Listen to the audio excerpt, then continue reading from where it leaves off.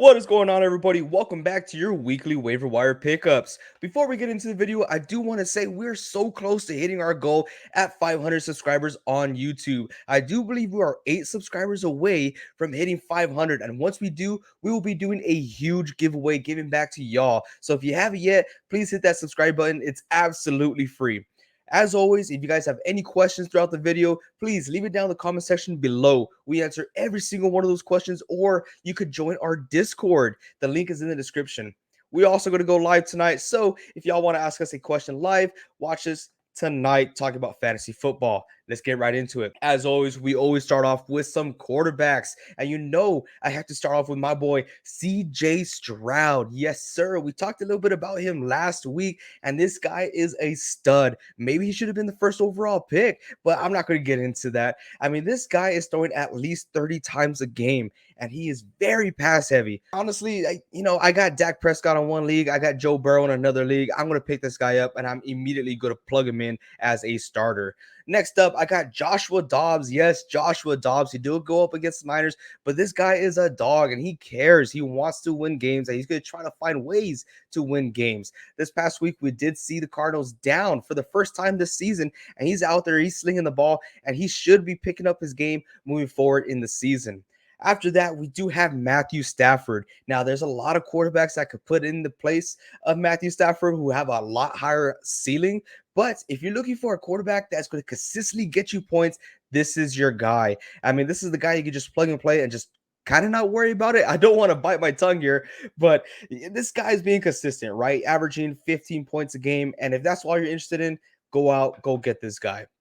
Let's jump into running backs over here. Number one, I want to talk about Chuba Hubbard. He might not be available in your league. He is rostered in 32% of leagues, so maybe he will be available. But there is a catch to this guy. This is not a guy that will be a starter going forward. This is not a guy that has a tremendous upside. This is the guy that you want to turn to whenever Miles Sanders is dealing with an injury. We saw Miles Sanders deal with the injury, not come back 100% this past week, and Chuba Hubbard got the majority of the snaps. So going forward, if you see that Miles Sanders is dealing with an injury or is not 100%, this is the guy to turn to. Up next, I'm going to talk about Tyjae Spears. I did talk about him last week, and please hear me out, y'all. I am not saying to pick up Tyjae Spears and plug him in. He is not that type of waiver wire pickup. This is the guy who's seeing more and more snap percentage in that backfield, and this is a guy who has a lot of potential late in the season and is the number one handcuff in fantasy football. That is all I'm saying. I'm not saying to go out there, pick him up, and start him. I don't want to hear that. But going forward, we do have two more running backs I want to talk about. And this is the Broncos running back, right? We saw Williams go down with an injury. I did do some research. It doesn't seem like he's going to be missing much time, but there's still the possibility that he does. So these are the guys to pick up. Obviously, Samaje Perine is the obvious answer, right? He is the running back too. He's the guy that's supposed to step in and fill that role. But in my not so pro opinion, see what I did there? I think Jaleel McLaughlin, I think I butchered that name, it has a lot more upside. He's more explosive and he's way more productive with the ball.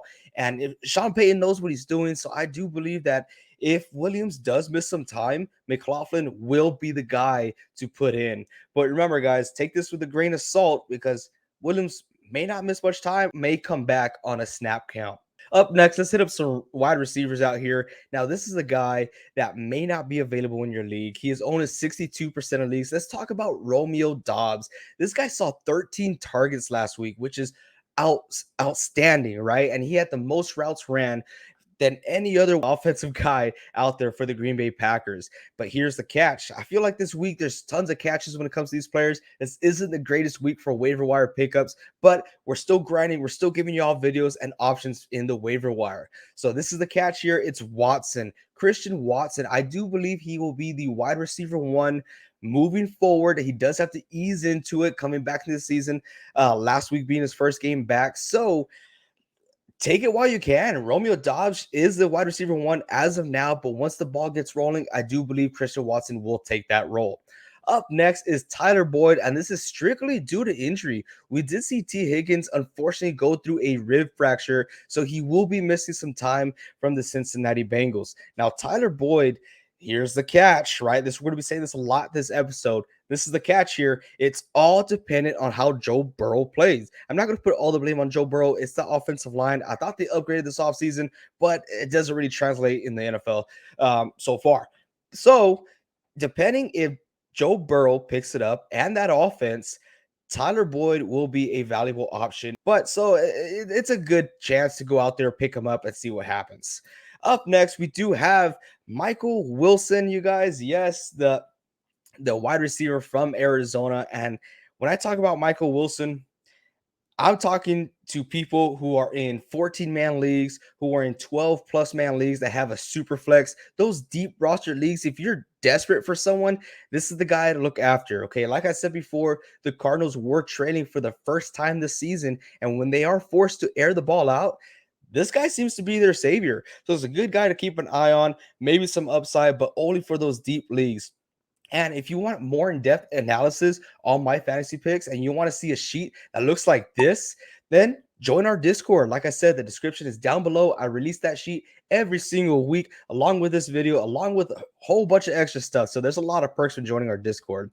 Another wide receiver is Marvin Mims. And yes, I'm going 4 wide receivers this week because, like I said, waiver wire pickups are very scarce. But just like Michael Wilson, Marvin Mims is for those deep leagues, 14-man leagues, 12-man plus, who have super flex out there.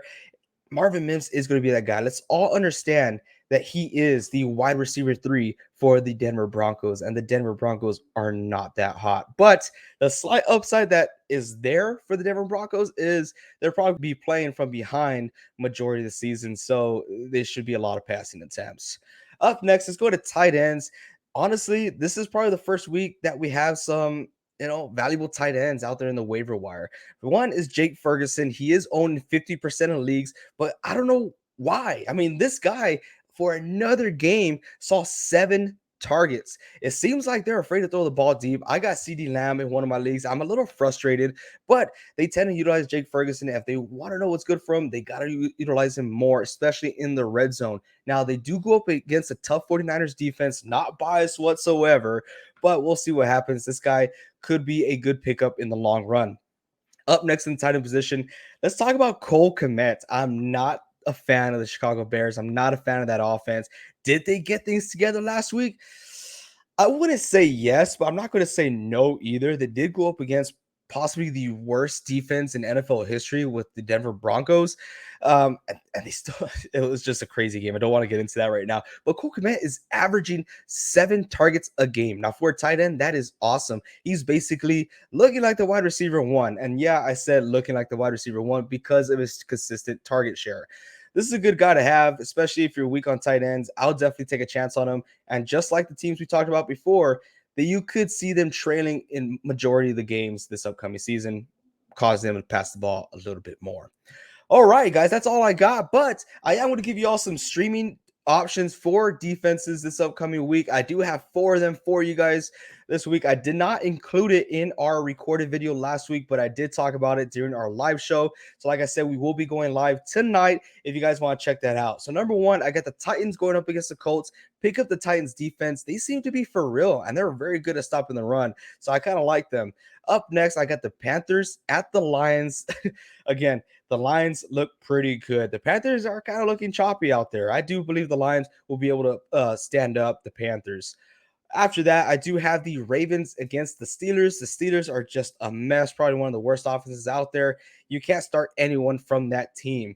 So I highly believe that the Ravens will be able to stop the Steelers this upcoming week. And finally, probably my favorite pickup of the week is the Texans defense going up against the Falcons. We saw the Falcons just throw an absolute dud against the Jacksonville Jaguars, and the Texans are looking really good. But that's all I got for y'all today. Like I said, if you guys want more information, join our Discord. The link is in the description, or join us tonight. Hope to see you all there. And until next time, keep on grinding.